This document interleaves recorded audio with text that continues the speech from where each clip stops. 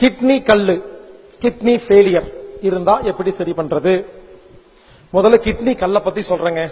Kidney கல்லை ஒரே நாளில் கரைப்பது எப்படி?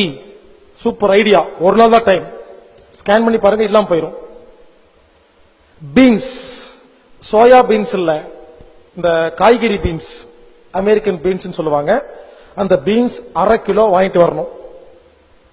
அதுல இருக்கிற விதையெல்லாம் எடுத்துடணும், சின்ன சின்னதா கட் பண்ணணும். 1/2 கிலோ பீன்ஸ 2 லிட்டர் தண்ணியில போட்டு அடுப்புல வச்சு சூடு பண்ணணும்.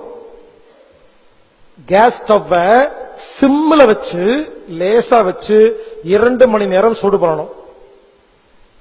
சூடு பண்ணி முடிச்ச உடனே அதை எடுத்து மிக்சியில போட்டு கூழ் மாதிரி அரைச்சிடணும்.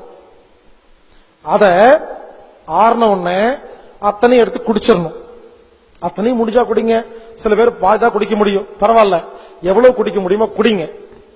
குடிச்சு முடிச்ச செகண்ட்ல இருந்து 2 மணி நேரத்துக்குள்ள 3 லிட்டர் தண்ணிய விட்டு விட்டா குடிக்கணும். இது வெறு வயிற்றுல காலையில தான் பண்ணணும். அந்த டைம்ல வேற எதுவுமே டீ காஃபி வேற எதுவுமே சாப்பிடக்கூடாது.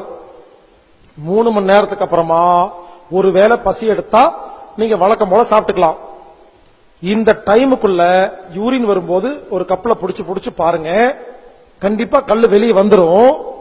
ஒரு சில நேரத்துல சில பேத்துக்கு வந்துருது, சில பேத்துக்கு வலி எடுக்கும். அந்த கல்லு வெளியே வருது இல்லைங்களா, யூரின் ட்ராக்ல லேசா வலிக்கும்.